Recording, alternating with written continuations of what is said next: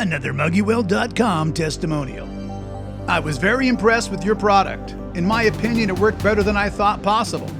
After I soldered the pieces together, I intentionally tried to break them off. Couldn't do it. I was truly stunned to see how strong this solder was.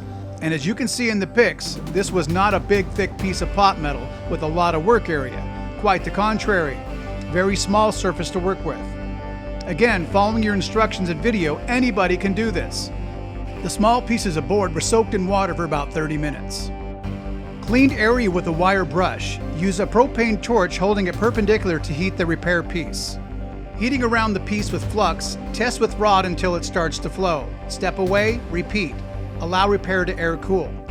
2 of the 3 table legs were broken in the same spot. Note, I used a Dremel tool, handheld file, and emery cloth sandpaper to form and finish the solder. I dabbed some gold paint over the solder to help blend in with the rest of the leg. And here's the completed table. And Dale, thank you for your photo testimonial.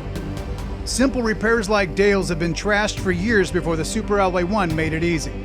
Sometimes you can't find the part. Sometimes they don't make the part. Sometimes you got to get the Super Alloy 1 and Muggy Weld it.